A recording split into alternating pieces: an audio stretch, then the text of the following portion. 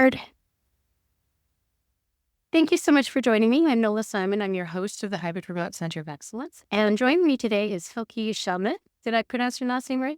Yes, so it's Hilke Schellman. Hilke. Yeah, it's a German first name. Very hard. Sorry, my dad is actually German, but I don't actually speak German. The thing is, Germans don't know the name either, so they're often like Heike, Silke, what? You. Well, it is an enigma for anyone I encounter. Okay, that's fine. I'm glad I asked. So thank you. She is the author of The Algorithm, How AI Decides Who Gets Hired, Monitored, Promoted, Fired, and Why We Need to Fight Back Now. And so it was actually interesting how I came across your book, and I want to tell the audience a little bit about how I became aware of your work. And so it started, honestly, I started on my own noticing like AI being a trend back when I started my podcast back in like December of 2021. And I interviewed a guy from Eightfold AI. And he told me all about the way they were using it in hiring and firing. But also he was telling me about how they can identify transferable skills. And I found this very interesting. They had contracts with the government to really identify transferable skills that existed in long-term unemployed people with the goal of actually getting them back to work. And I'm like, wow, that's fascinating. I never considered that was a possibility.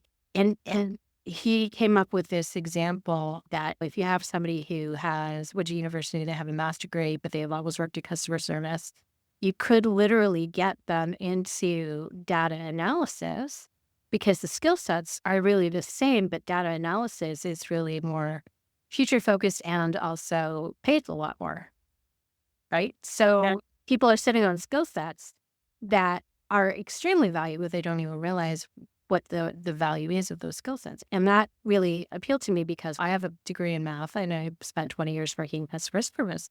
Now, that's how it started. So then I also was aware of a company called Plum who worked with Scotiabank to actually replace their resumes. And so basically nobody submits a resume for Scotiabank in Canada. They use this AI profile called Plum.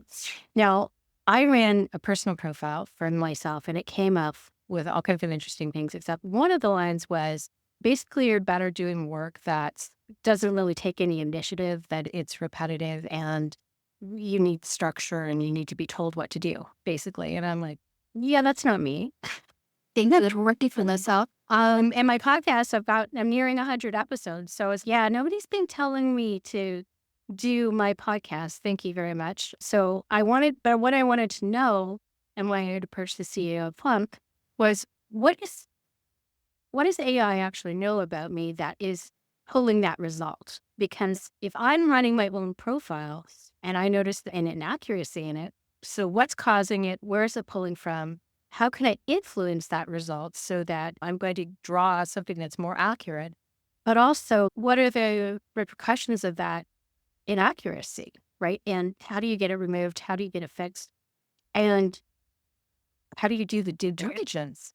Yeah, When doing on any of that information? Because if I applied for a job and that came up and the job is about innovation and taking initiatives and every job that I'd be interested in, and that's what's coming out of that profile, like that's going to shoot you dead in the water right there. yeah. And then I could not get an answer from the company. She didn't initially respond to me because I'm like, I want to interview you. And then she ghosted me. And she even actually walked by me on a stage. I had told her that I would be there and she walked by me and wouldn't talk to me. So I was okay. So I'd given up on that. But I was fascinated with reading your book because you focused on both of those companies. And I was like, oh, somebody else noticed those and put it together and put it into the book. And that's where Companies. I knew I really wanted to interview, but we started. There's one more piece of the story. I'd introduced you to somebody else that I had as a guest on my podcast, and that's Sweta Redby. She's a career coach up in Sudbury. And I had noticed Sweta trying to get information and trying to get media to actually interview her about concerns that she had about AI and immigrants. If English is not your first language, how does that influence an AI interview? These one-way video interviews. Do you have accommodations, right? If you have a stutter, if you have a lisp, all of these things factor into how you perform. And personally, again, my own personal story going back, there's something about my voice that automated systems do not like. So Siri Oh, and Alexa hate me. My kids used to razz me because they could get Alexa to talk and Alexa wouldn't respond to me. So they would harass me using Alexa. I've turned Siri off because it so reliably does not understand my voice that it's more hassle than it's worth. And one time I had a bad accident. They actually, sorry, I got music playing somewhere. Can you just pause for a moment? yeah. Hang on a second.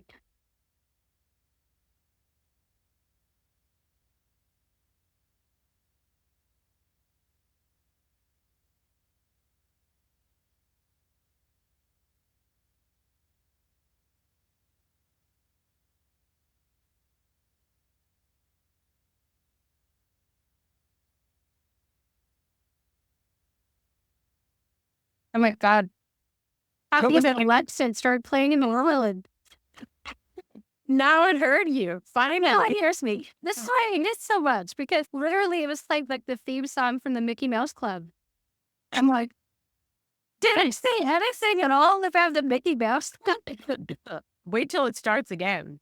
Oh God. And start again in a Anyways, second. apparently that's dangerous about that. Yeah, so we used to have to, I was checking the statuses. I was waiting for my license to be reinstated after the accident. And I had to wake my 8-year-old up to say the letter S because the system would not recognize me saying the letter S. I literally have concerns about if I ever had to do one of those video interviews, how would that actually affect my voice? English is my first language, but I don't have a concern otherwise. Yeah. But there's something about how automated systems recognize my voice that I don't trust that they're going to get it right. So I'm concerned. So we could totally test that in different ways. Yeah, exactly. That's what We usually have people who have maybe a dialect or an accent, right? Or have a speech disability that we're mostly concerned about. I've never had somebody who is a native English speaker who has automated systems that don't want to listen to you. I know. It's so aggravating and so annoying. And I was working for a bank before my job was restructured, and they had an automated system as well, too. And I had run tests for them demonstrating like how badly it can recognize me. And they didn't know how to handle that. Right. And again, I volunteered to be a subject for them so they could test it out. But I got restructured before that project could go anywhere. But yeah, no, I find that fascinating to me because, again, if this can happen to me, then how does it affect people who have bigger barriers than I face? Yeah. And that's where it's the only thing that I know how to do anything about is to ask questions and to talk about it. And so that's why I'm very grateful to have you on the podcast so we can amplify this conversation because I do think that it's extremely important because it's only the tip of the iceberg where we are right now. Yeah. Before we really get into it, you're a professor at New York University and we're In the journalism department, teaching I'm a professor in the journalism department teaching journalism, what I love. So I have the dream job. I get to teach what I love to do. I get to do journalism. So I feel very blessed with that job. Yeah. And the AI really fell in your lap too when you were actually in a cab and this guy told him had an interview with a robot. And that question really just started open up like whole Pandora's box for you, right? Yeah, totally. We always wonder, like, where do journalists get their ideas from? And this was literally like me in the back of a Lyft ride talking to the driver. And he was like, I've had a weird day. That doesn't ever happen to me. Usually they say, oh, I'm fine. How are you? And he's, yeah, I've had a weird day. And I was like, oh, yeah, what happened? I was interviewed by a robot for a job. And I was like, a robot? He's, yeah, I got a call from a robot. So probably like a pre-recorded voice. Right. And he had applied for a baggage handler position at a local airport.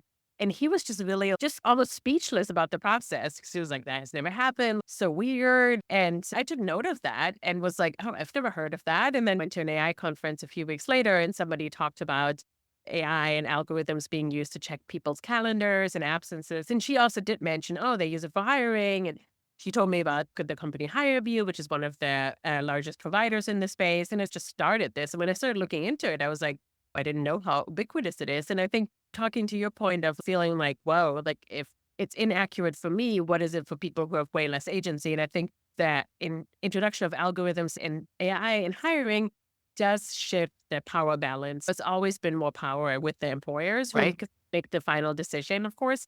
But now it feels like you could like think about what do I put in my application? Who do I list as a reference? So you were a little bit the curator of your passport, maybe. But now companies assess you with AI or without it, even without knowing, right? Like you may be thinking you're doing a video interview, little did you know that they use AI on you, or you send in your application material. If you send it through like LinkedIn or any of the large job platforms, they all use AI. No recruiter wants to have just a folder with 2,000 applicants, their resumes, right? There's all kinds of ranking. And the way this ranking happens is like really curious, right? Like, how do we know that the person ranked at number one is better than the person ranked at 100? And those are like feel interesting questions. And I started looking into that. And at the time, like a lot of the AI was first used on people, what the industry calls like high turnover, high volume jobs. So we hire a lot of people and you have a lot of turnover, often for like retail positions, fast food Customer positions. service. Yeah, customer service call centers have a really high turnover too. So we see in one of the tests that we did, the company is actually for a call center. So the video is like somebody, you have this irate person on the phone. How are you going to calm them down with one of the tests, right? So we see that, and I would say that folks who are looking for those kinds of jobs have probably one of the least power in the workplace and the least time, and don't make often a living wage or not near living wage.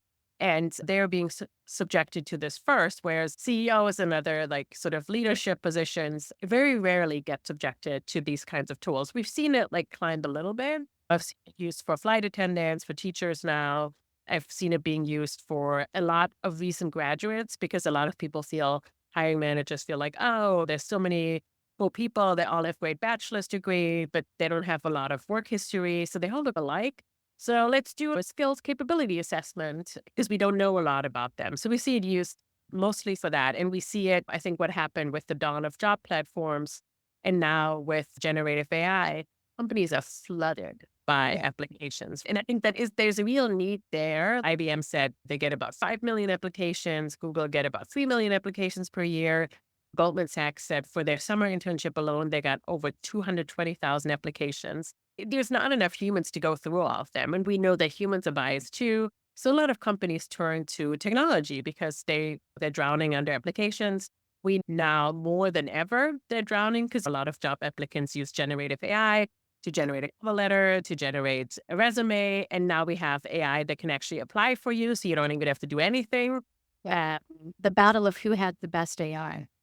It is AI versus AI out there. And at one point, you might have to ask, okay, what's still real here? What are we talking about? What are real capabilities? How do we actually hire the best people? And I don't think we necessarily have an answer there. Well, and how many people are actually avoiding that whole process and just working the network? And that then becomes problematic too, because then it's like who, and in terms of equity and equality, that's automatically problematic because people tend to have closed networks, right? Like they like people who are like them, right? Yes, So exactly. So if you're building a process that's automatically going to be biased, then is its example of systems working as systems are designed to work. And that's really what the outcome is that everybody wants. We don't have a diverse workforce. Yeah. It's a question that you have to ask, right? Yeah. And especially like when you build tools based on the current workforce that you have, most companies are not diverse, right? So the problem is that you might replicate the historical inequities that you've built into your workforce by hiring more men or more white people, right, over time. Right. And then the tools pick up their facial expressions, the words that they use, their manners, their way of behaving and game playing, might just hire more white men, which I don't think is anyone's intention, but is a likely outcome. Because the systems have access to your hierarchy through performance reviews or anything that's written, right? Like you have an example in the book about this AI had learned that the name Thomas is in a high performer. And if the resume happened to include the name Thomas, it was rated more. It was getting more points. That my hypothesis is that this was a resume screener, that it was probably built with a bunch of resumes of people who were currently successful in the role, which often means the people who are doing the job now. Yeah. So you give the tool like 1,000 resumes of the people you have employed right now, or you have been recently employed the last 6 months or so, or made it to the last round of interviews. And you say those people are the successful people. And then the tool does a statistical analysis. And apparently in this statistical analysis, the word Thomas came up and became statistically significant. So then the tool gave people who had the word Thomas on their resume more points. So obviously any human knows that Thomas, the word Thomas, doesn't qualify you for anything. Right. But a machine obviously doesn't have a conscience and doesn't have any ethical ideas. And I should also say, humans are also problematic, right? We know from like social science that like we send resumes with more Caucasian sounding names versus African American sounding names, right? There's a lot of human bias too. Yeah. That we know that people get fewer callbacks who have African American first sounding names. That like a machine was supposed to be objective, right? That's what Right. these AI vendors sell, that it like democratizes hiring, it has no bias, it is absolutely fair. And that has not been the case. And I was really surprised when I talked to industrial organizational psychologists who said like all of the tools that he looked at had problems. Another employment lawyer told me like every fourth tool he looked at, resume parser, had problematic keywords. He found in one of them the word Africa and African American were used as keywords. Another tool, the word baseball. If you had the word baseball on your resume, you got more points. If you had the word softball on your resume, you got fewer points, which is discrimination. Excellent reason that you don't want to put your activities, your after-curriculars, after-work. Yeah. And I don't know what happens for the people who don't have any hobbies, right? We don't know if they get penalized or not, right? But that's a problem. A tool will look at everything that's on a resume. Doesn't know that maybe Python, a programming language, is more important skill for a software developer job than hobbies, which really should be not be part of the decision making at all. Because hobbies can say more about like your socioeconomic background. If you put snowboarding or skiing, probably means in some societies that you have more money than others, that you come from a privileged background because you can afford it.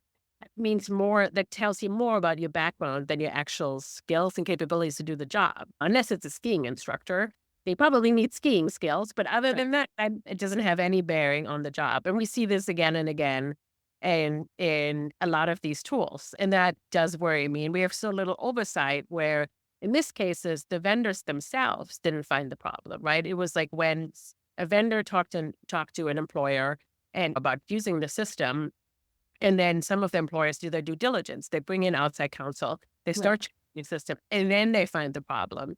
And a lot of times companies use deep neural networks, which you don't need to know what that means, but it means that you have training data to build the model and you can look at the results, but you don't necessarily know what happens inside the machine.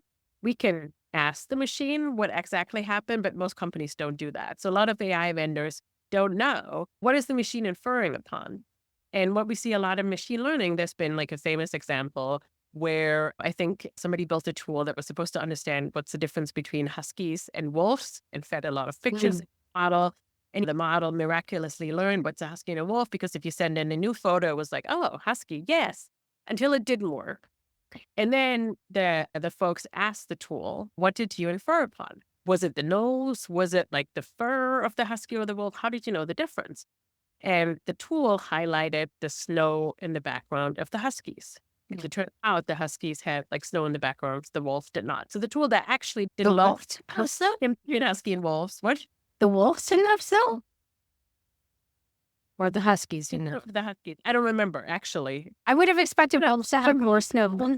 One of them didn't have snow, and that's what the tool learned. And so that's we call, and this is actually more prevalent than you think in these systems. Like we think it does X, but when we test it, we learned that it doesn't do anything. So there's another example with the COVID cough. Like during the pandemic, there were a lot of companies that tried to build AI systems where you're like, cough into the phone to your doctor. The tool would tell you, do you have COVID or not, right? And that never worked out. And what we saw in even like academic literature where people said, oh, we found the COVID cough. When you tested it, what it actually found was that it had the people who had the COVID cough were most often in the ICU. So you heard the beeping of the machines, and the people who didn't have COVID were in whatever scenario where they were coughing. So the tool had learned that COVID means machines beeping in the background. So obviously hadn't learned anything about COVID. So we see this again and again. It's a real problem. And I am not too hopeful that obviously the hiring space isn't spared from this problem because I found this problem now many times. And that's just, as you said, the tip of the iceberg, right? I haven't looked at all the tools. I don't have access to all the tools. So we need a lot more scrutiny. We need a lot more testing. So I always hope that people in talent acquisition or in hiring will hear this or hear me speak like, please test these tools and do these like super cheapo tests that I do. If I can speak German to a tool and still get a 6 out of 9 English proficiency score, that the tool probably doesn't work. Do some kind of testing and to really understand what does this tool do. And if it doesn't do what it's supposed to do, you really might want to be saying using this for hiring because it matters who gets a job. It matters to job seekers. I'm relying on making money to put food on the table, to have an apartment. I'm nervous before a job interview because it matters if I get the job. I know for employers, often it feels, so many candidates, we reject them anyways, but it does matter. And I'm sure it mattered to the hiring manager and the talent acquisition manager at one point that they did get the job, right? And there's legal ramifications as well, too. So if you're using tools that have built-in discrimination, like you said, like they're learning things that aren't necessarily relevant. An example would be like just university related to like socioeconomic class, right? If you're filtering out your AI tools, filtering out Harvard or whatever university, there's long time studies and proofs that show that those aren't necessarily tied to skills and ability, but those are definitely tied to socioeconomic class, right? Yeah, yeah, and I feel like, especially with the resume parser, there was one example that it had highlighted, it had, like, learned that Syria and Canada are predictors of success, so everyone else I was was really fascinated with that one syndrome from beginning. exactly, I was like, "Look, the Canadians, like, they're moving forward at a faster clip," but, you know what this means for people from other places, that they would be potentially get discriminated against, which is illegal in the United States, right? Like, they're illegal place here. I think what's a little bit problematic is, like, that the tools themselves obfuscate some of the decision making, right? Because we don't actually know that Canada and Syria were indicators of success, which we shouldn't be using, because unless somebody digs deep into the system, we just see the results of the ranking. They look very convincing. Even when I did tests, Yeah. I know that these tests are bogus. That I was like, okay, there's no science behind them. But when you still see your score, you're like 78%, blah, blah, blah. It's really hard to not see that score and feel like, oh, that means I'm this. Yes. We'll put meaning towards it, even though it's like actually meaningless. Yeah. And I think that's what's really problematic, right? As a hiring manager, you get this list of 1,000 people and you're going to call the first 20. I'm not going to call 998 that person, even though I have no idea how this ranking was really put together, right? I assume the machine, somebody did their due diligence and these machines work and pick the best people. But I think it was interesting from one survey that Joe Fuller did at Harvard. We know that he surveyed like 2,200 or so people in leadership. When their company used an AI tool, almost 90% said, oh, we know that they reject qualified candidates. So we know that they don't actually fulfill that promise that they find the most qualified candidate. But we still use it because I think the tools make hiring so much more efficient, so much easier, cut down the number of days that you're hiring. And that is something that companies care about, which I think is probably the wrong incentive. Who cares if you found somebody in 2 days? Are they the most qualified? Can they actually do the job the best? If it takes 3 weeks, maybe that's okay. That isn't necessarily the incentive that is being used. Right. Yeah, exactly. That's right. And it comes down to trust and accountability, really. Are you walking the talk and are you being responsible for what it is you're doing? And that seems to be lacking in companies that are actually using these AI systems. And Again, I don't know if that's their intention, but it is. well, I don't think it's at all their intention. You know, Yeah. I think this is like a tale of like good intentions, maybe gone bad or having unintended consequences, right? I don't think actually anyone building these systems or using these systems has any ill intent. I think everyone really does probably want to diversify the workforce, want to give more people a chance, but it's not really fully understanding how are we actually using these systems? How do these systems make decisions? Yeah. Because there are literally black boxes, like that, what we always say. And I think that's really problematic. And I think a lot of companies come into this, they want to save money, they want to have more efficient hiring technology. So they don't want to necessarily now hire someone to oversee these systems and test them continuously. Like they're thing easier and faster. So they're not going to maybe apply like a lot of scrutiny to this. They're just like, okay, it works. It cuts down hiring. We need to employ fewer people. That's all I want.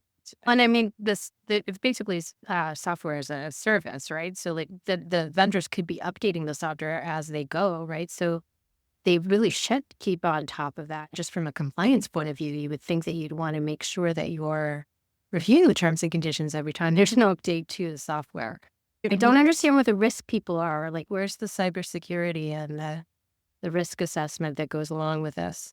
Yeah, and I'm sometimes wondering about this too, because like we reported very early on in 2018 after I met the Lyft driver, and the next year I was working for the Wall Street Journal, and we did this like 10-minute as a video investigation because we felt like, oh, it's about video interviews mostly and other AI and hiring, but it felt like, oh, we want to show this in video.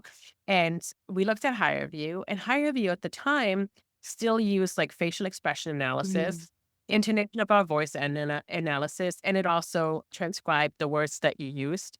And when I started digging deeper, at first I was like so surprised. I was like, oh, I didn't know that facial expression in job interviews are predictive of success in a job. What interesting way to measure things. And then when I dug deeper and I talked to experts, they're like, there's no science here. I was like, wait, what? There's no science here? Mm. They're like, yeah, we don't have any science what facial expressions you have to have in a job interview that predicts how good you should be at any given job. And I was like, oh, but they're using it. And then I talked to folks, there is the effective computing companies that put out the tools.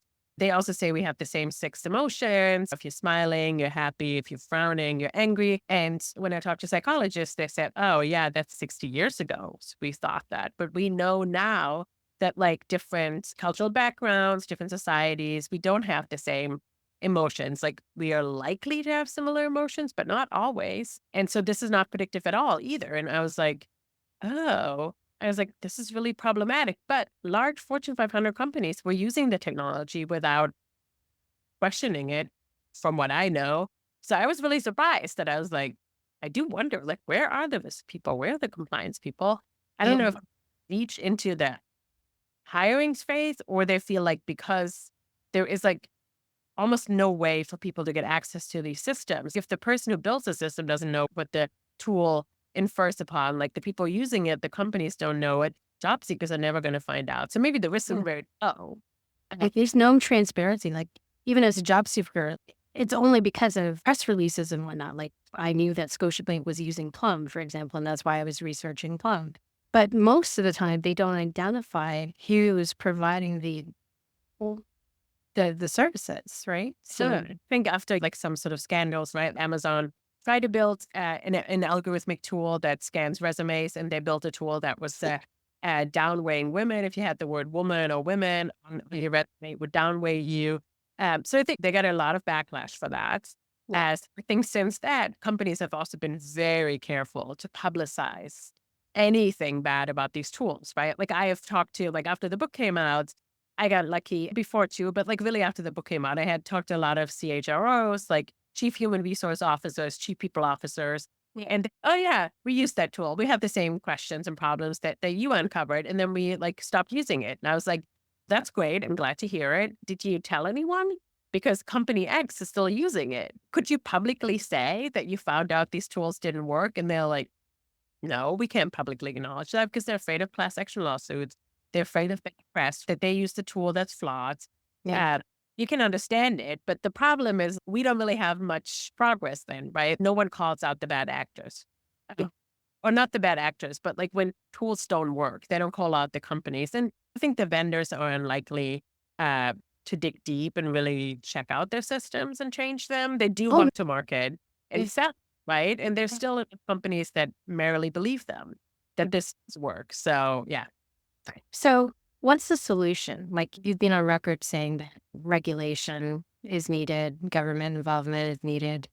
Yeah, we just did a recent election in this country. So I'm Yes. under a Trump administration, there will be more regulation, right? In fact, we've seen a lot of deregulation under the last Trump administration. So I'm not very hopeful. We haven't Right. seen some forward movement under the Biden administration. There has been like AI, not laws, but like hopeful, like we should really look into this. Mm. And there has been like progress, but we really haven't seen an agency stepping in starting to approve these tools or test them or anything. I think there isn't a whole lot of political will, I think, to do that. And maybe also not a lot of knowledge because it is tricky to, and I wouldn't recommend that government agency do just like little testing that I do. I sometimes do this thing where I bring a question to like computer scientists and sociologists and we do larger studies, yeah, that's how we found the problem in the hallucinations in Whisper. That's also how we found out that some AI tools who take your personality from your LinkedIn or your Twitter feed don't work, and that you have multiple personalities. And even the same AI tool has different things finding out about your personality. It looks to at your LinkedIn or Twitter, which is against the theory. Like if you use personality, you would assume that it is a stable thing, right? Otherwise, if it changes every 5 minutes, then you really shouldn't use it for hiring. So we And can also, social media is a filter to begin with, right? Who you are on LinkedIn may be very different from who you present yourself to be on Twitter or Threads or whatever. I absolutely You get that. adopt personas, or at least some people do.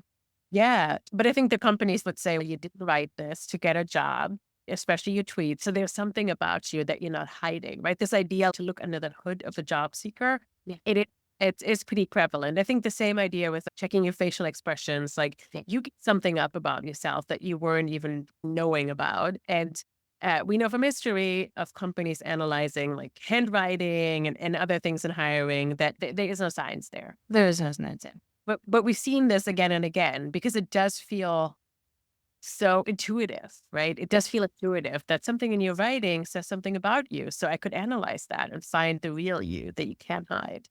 But so we fall into that again. So those are assumptions that worry me in this space. That we see it. Yeah. But Europe isn't having the same sort of problem because of the GDPR, right? And the privacy. Yes and no. I do think that Europe is like a more regulated place on earth, right? Like we see much more regulation coming out of the European Union. And we see we call those like omnibus legislation because they're large laws. So one is GDPR, the General Data Protection Privacy Law. Even the UK adopted, although it's no longer in the European Union. And I was like lucky to find who I call like patient zero, Martin Birch, who had to take a plum assessment, like a gamified personality test to really basically describe it. You get some, I don't know, you do some Tetrising games and you have to answer a couple of questions. What would you in the workplace if you encounter this or that? And they come up with the personality and capability analysis of you. So he had applied for a job in data and he was like, I was data scraping all day at my current job. So he was like, I was really surprised that I wasn't asked to do an assessment on my capability of data analysis and data scraping, which I do in my job, which I applied for at Bloomberg. But I was asked to answer these questions about my personality and puzzle Tetris and other things. And he was also surprised that he pretty much got an instant within a day a rejection. He's like, huh, for a job that I'm already doing that I applied for at this other company. That's interesting. So he was in a journalism adjacent job, right? Like he was for a news organization. He wasn't like a reporter, but he knew what reporters do. So he knew about the GDPR. He asked for his data and he got the data and he scored really low. And then he found out that Bloomberg had automatically rejected him, which is under some other laws is not legal. You have to disclose that if you use automatic decision making. Bloomberg didn't disclose that, so he started like a legal inquiry, and he settled with the company. But it's one of the first people that I ever heard from that like actually had the data to look at and ask about it exactly. And I think that happens so rarely. And it doesn't happen very often in Europe, right? Because a lot of Europeans don't even know that they have this right or they know how to get it. And then when you get the data, it's also really hard to really understand it. Okay, capability or not. I don't know if it's right or not. There's no authority to go to and say, I don't think it's right. Who would you call? We see a little bit more. And now we see the EU AI Act, which actually outlaws outright the emotion recognition.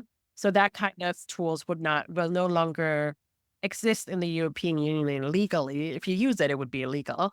And there's a high bar for hiring, which I'm really happy about because I've been saying for a while now that I think hiring is high risk decision making. Like it is important to understand who gets hired and not. So it should be up there with like other high risk things about who gets a mortgage, who gets a loan, who goes to jail. Like those are, or how long you go to jail. Those are also high risk decision making, and hiring should be one of them. So there is a little bit more scrutiny that companies have to face.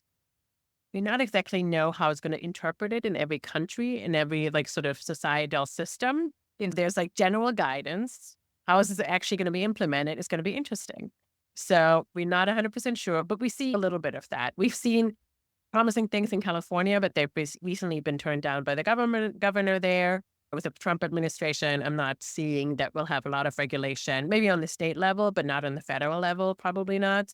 Yeah. So we'll see what happens. I do think there needs to be more regulation, but I think actually, I don't know if every regulation will catch Yeah. every problematic use case. So I think that like companies need to speak out and push the vendors to do better, or we need to have more non-for-profit initiatives to build tool in the public interest, right? I think as the barriers of building some of these tools come down and make it easier for a lot of people to do, the question is, could civil society build tools in the public interest that are better than some of the commercial companies put out there? And we can actually make public how the tools were built, what the assumptions are built in, and all of those things that we criticize that we don't know from commercial suppliers. That's also the idea. Are you familiar with Amy Webb? She's a futurist. Yes. I've interviewed her actually for an article. Oh, have you? Okay. You're What do you think about her point? Her point is that she thinks that regulation is going to be so challenging, especially to get it consistent across the globe.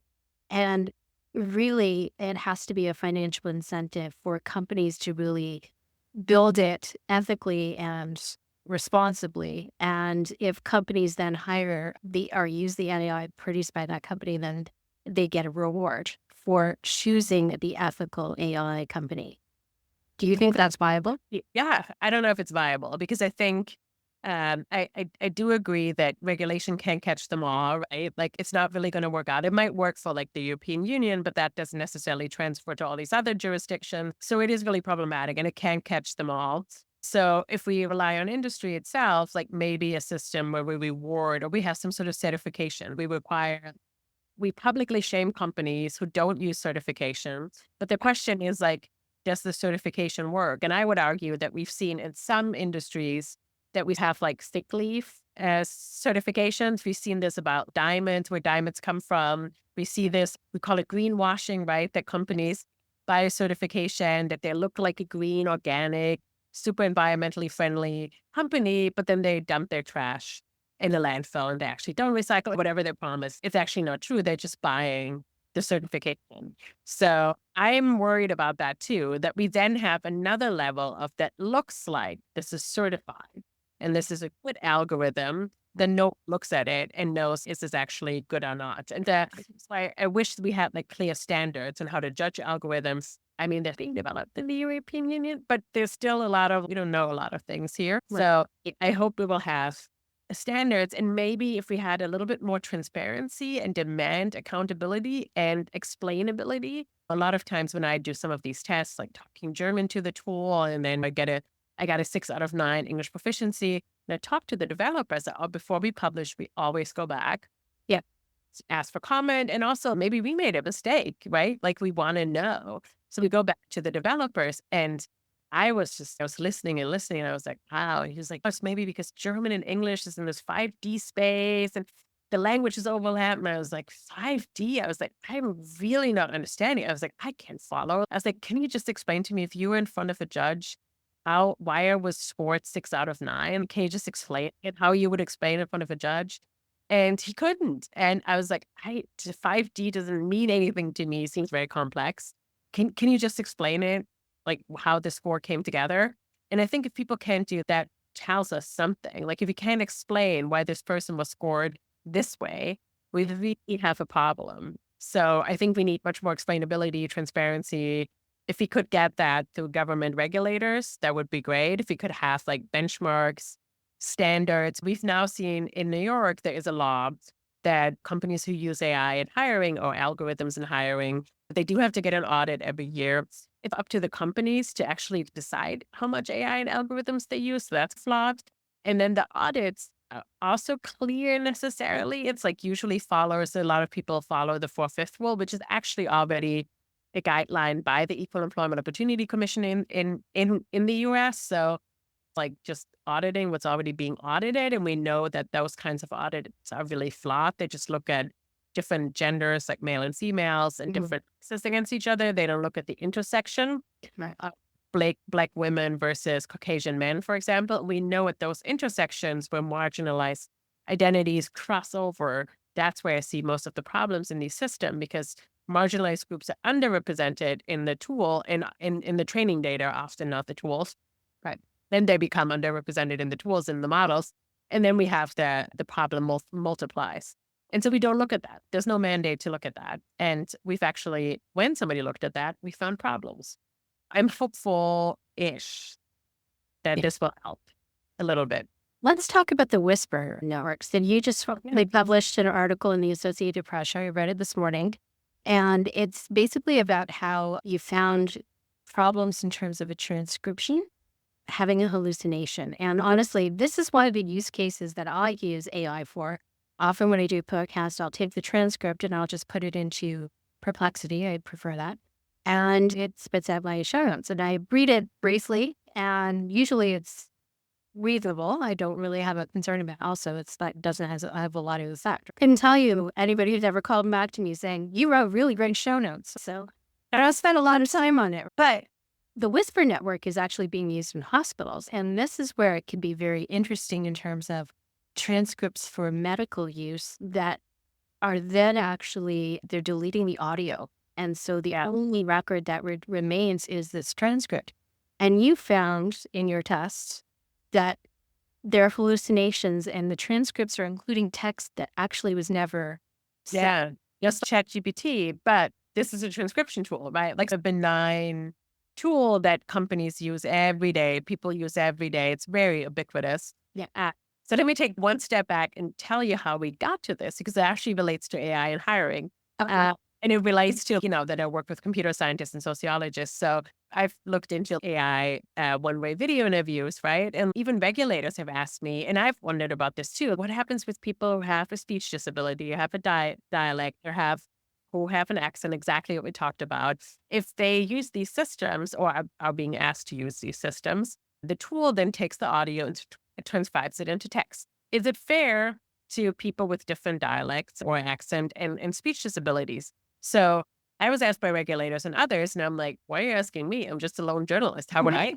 And but I was like, I guess no one is looking into this. So I talked to a computer scientist and a sociologist, and I was like, I think we should really test this. So I asked the companies, which tools do you use, right? Because most companies in the space don't build their own tools. You buy one on the market because there's large companies that use those. So we took those tools. And then as we were doing, we found a database with audio recordings of people who have a speech disability and people who don't have a speech disability. And we had about 13,000 recordings as a whole. And we ran it through these transcription software. And as we were starting to do the experiment, we also heard about OpenAI's new Whisper tool, which everyone was like raving about, and millions of people were already using. It's open source. It's very cheap. It has a very high accuracy rate that everyone was raving about. It can also translate between different languages. And we were like, okay, this seems to be like one of the could lead us. We should also test that. And when we looked at the scatter plots, we did see that for Whisper, like there were very low error rates but there were some plots that had like ginormous error rates. So we were like, how do you get 1,000% error rate? Like everything must be wrong in these transcripts compared to the ground truth. So we did a human intelligence investigation and looked at these tools because, we were like, did we upload a wrong clip? Like what happened here? And when we looked into it, we saw that it, like in some instances, just hallucinated whole stories, like made up whole paragraphs that weren't there in the first place. And when we did a close analysis, like it also had facial commentary, it had hallucinated a new medication, like all these new things that like were never there. Medication that didn't actually exist. Yes, it was it psychoactive? Yeah, it was a hyperactivated antibiotics, but also like hallucinated violence and all kinds of things because it learned from everything on the internet. So like the stuff that we put on the internet and in books and stuff, it learns from that. But we hadn't seen this in a transcription software. And when I started looking at GitHub, where a lot of like open source developers congregate, there were just like so many entries of what is happening? What is this tool doing? I was like, oh, okay, we're not the only one. So it wasn't like a problem that only we encountered. This is like much, much bigger. And then I found this company called Nabla we see this a lot now, medical transcription. So where doctor-patient conversations are being recorded and then a system transcribes it and summarizes and does these doctor notes, right? So your doctor can spend more time with you instead of documenting everything and taking notes. it sounds like a great idea, but some companies, they use Whisper, and Annapolis is the only one that uses Whisper, but it is I think, the only one that I talked to that, so they work with about at least 30,000 or so medical providers in the US and large medical systems and hospital systems. And they built their own tool on top of the Whisper interface, and it summarizes the recordings. And what the tool also does, because of privacy concerns, it throws away the underlying recording. So if I'm a doctor, I look at my notes and I'm like, was that really sad? I can go back to the transcript, but the transcript might not be accurate because there might be hallucinations in there. And I can go back to the actual reporting to check, was that actually said? Did anyone talk about antibiotics or whatever the hallucination might be? And to a lot of people who look at AI, this was really problematic that a company was using that, not. And I also asked them, I was like, we know that Whisper hallucinates. And they're like, oh, yeah, we know too. We try to mitigate it. And I was like, oh, were you able to get rid of it 100%? Because I'd never heard of anybody being able to mitigate it 100%. And they were like, no, but I think we have it under control. And I was like, okay. So what are the impacts of having a medical transcript that is inaccurate and includes a hallucination? So that could be, it could go to court. It could be used as evidence to actually deny coverage for Yeah. insurance claims. Yeah. It also is in your, presumably in your electronic medical records forever. So you might have. So it could lead to misdiagnosis. Yeah. It could have lifelong implications. You might also get a prescription for the wrong medication. Right. All kinds of consequences. It can really, honestly, with the changes in law, if it picks up somehow that you had an illegal abortion, does that then lead to lethal consequences? Yeah. I think that. If that's not something that ever happened.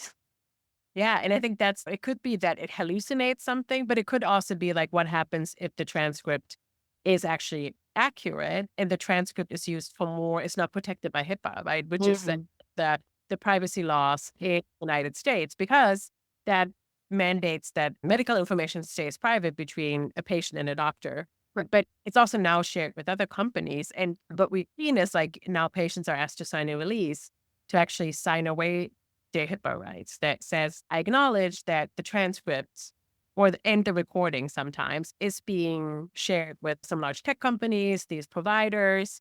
And that does worry me too, that when we go to the doctor, we get this tablet where you just sign things and you just sign here, you don't even read it.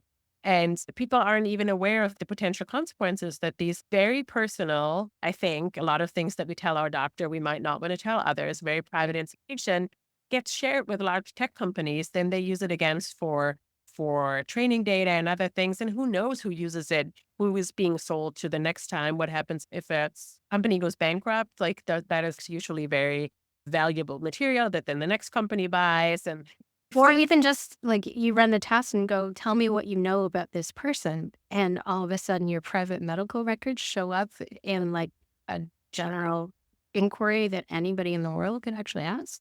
Yeah. And I heard Something. that they're like anonymized, but we also know from like anonymized data that they can be anonymized pretty easily, right? There's a lot of data on us out there. So it does worry me. And I know if companies use this kind of medical data to then predict this is what happens to people, they need a therapist, they need back surgery. We already know it's not 100% protected. I'm not saying it's the specific transcript, but there is like data lakes of medical data on Americans and other people out there that is already used for kind of predictions and things that I think people would find very creepy if they know why they're being suggested that everyone has a bad day and they should see a therapist. When my company sends me a nudge like that, I might be like, oh yeah, maybe I'm having a bad day. If I would know that the company has derived this information because I through my spouse of my medical benefits, and that might be a signal of divorce and I need a therapist, I might feel very different that my company shares that kind of information with a third-party provider. Yeah. It's so concerning. Yeah. I think that's probably going to be the subject of my next book is AI in healthcare. Yeah, that's fascinating. Because we see a lot of AI also moving into the workplace, right? That can find out, like, are we depressed? Are we anxious? And I think there is something that, like, if you share this with your doctor, I hope it gets protected. We just talked about that the protection isn't ubiquitous, but also what happens in the workplace where it's like Yeah. when we have these kinds of tools, are they used only for the benefit of employees, or are they also being used against them? Here's Like, one of the questions in your book that I found the most fascinating because it goes back initially to my interest in the eight eightfold, which was if you identify transferable skills that are valuable, but that employee doesn't necessarily want to use that skill because they find it draining or they have trauma associated with that work in the past or whatever reason they don't want to do it anymore.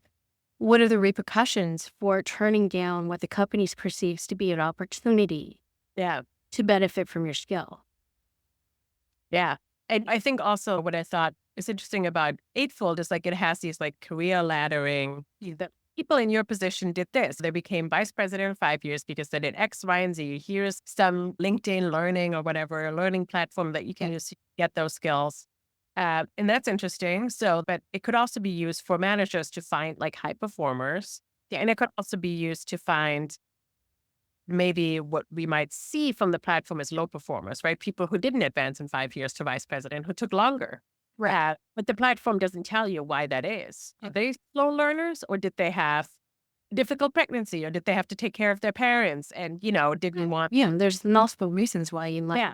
And so like when I asked him that question, I was like, it could also be used to penalize people. They're like, everyone knows about it. The employer knows about it, about our assessment of them, and the employee knows as well. And the employer, he could question it. They was like, but I yeah, don't even that met it.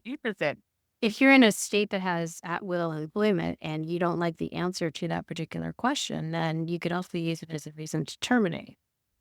Right. Yes, totally. Exactly. Exactly. And I think there isn't a whole lot of protection. It could also be that maybe you used another learning platform, right, to have new skills, and that get never registered in the company's system, which uses maybe another vendor. Or you read a book. Yes, and that never is part of the system either, right? Like we can so many use cases that are actually not part of the what a company collects on us. And there's no way to like manually entry that and be like, no, but I did get these skills somewhere else. And we don't necessarily know how company executives or managers actually use these systems. And I think that opens it up for some doubtful things. And we've seen this, unfortunately, again and again, that companies like collect data for one thing and then they want to analyze it. And it's actually not, then their layoffs, they want to look at the data that they collected for one thing. It's actually not used for layoffs, but not supposed to be used for layoffs, but they still use it because they have the data, right? Once you use it, And unknow it. Right. it's exactly. And I think that's another problem. Once you have the data, once you do the analysis, like if I think that you are at flight risk, meaning you're going to leave the company, there are these indicators that say this person is 80% likely to leave the company in a year. I'm a manager and I want to keep you. Maybe I'll give you a promotion. Did you deserve it? I don't know. Probably somebody else is not going to get a promotion or a raise because there's only a limited pod. And I only do that based on this flight risk indicator. How can I unsee that? Am I going to put you forward for leadership training if you think you're already one way out? I don't know. But the question is, you don't even know that the tool predicted that you're with one foot out the door, and you may or may not be, right? Like, Right. Exactly. There might be something like keeping you there, like a personal relationship that isn't going to show up on any tool. yeah. You follow the advice to have friends at work. I mean, there are so many things connected to this. It's just, it's wild. So I wanted to make sure that we were going back to the book. Fabulous book. I highly recommend it. Really, really great job. Thank you. What are the successes that you've had with the book that you really want to highlight because it's done so well? Yeah, I got really lucky that I think it was like a topic that is really in the zeitgeist, right? And I think a lot of job seekers also feel like I've heard of algorithms, how do they really work? And I do think that people in talent acquisitions are also like thinking, do these tools work? And they may have like similar questions. So I think it was also really interesting for them. So I've been lucky to talk in actually like HR talent acquisition conferences. And I'm very grateful for that because I think those are the people that I actually have maybe more than job seekers, actually maybe the power to actually investigate these tools, maybe make changes. I've also spoken at data science and technology companies for the people who build these tools to be like much more thoughtful and think through and talk to different people and not just assume that they're domain experts about hiring. Really, they have no clue how to really hire and what are their best case scenarios and how to not discriminate. So I also tell them like, here's what you should avoid. And here's exactly how you avoid it. Don't do this, don't do that. So I'm really grateful that I feel like people who built the technology and use the technology are actually listening. And then I love just connecting with like readers from all over the world. It's amazing when you get a message from like Brazil and the next day from Sweden. Somebody read your book, was really meaningful to them. Like I was just like very honored. And then recently I gave a TED talk about the subject. Oh, So I it think links to the that podcast. is Yeah.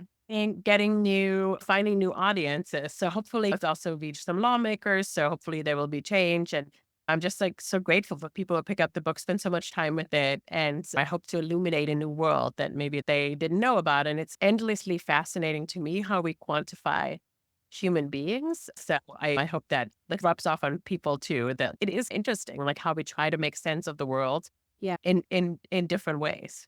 Yeah. No, it's fascinating. And it validated me because I'm like, I don't have a journalistic background at all, but I went back and I'm like, oh, look, if that, I was hearing really a lot of the similar work. And I'm like, Exactly. I think that's what we want to your journalistic instincts to say, hey, I'm noticing these things. This is good. Yeah, welcome to our world. Like you should Super. write the next book about AI and hiring and in the world of work. But I actually think I always want to encourage people. I tell them like steal my methods. Like Yeah. some of them are super basic, some of them are more elaborate, but use some of these methods to scrutinize these AI tools because as we can see, like technology companies just put out these tools. And for example, with Whisper, OpenAI knew about the hallucinations. In fact, they put it in the paper. They did say in one of their disclosures, it shouldn't be used for high risk use cases.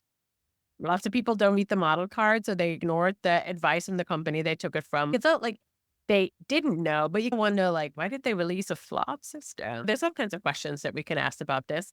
So I feel like we need to be much more skeptical users, testers of these Oh, yeah. technologies and push back.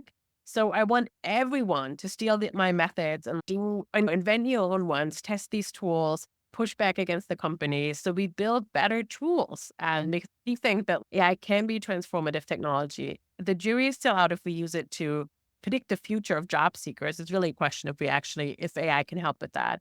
But I think it's really helpful in other use cases. But in some, maybe we shouldn't use it and we should push back and like highlight how it doesn't work. So I think everyone can do the work. We don't have enough journalists to do all this work. Yeah. This is my 4th podcast episode about it. So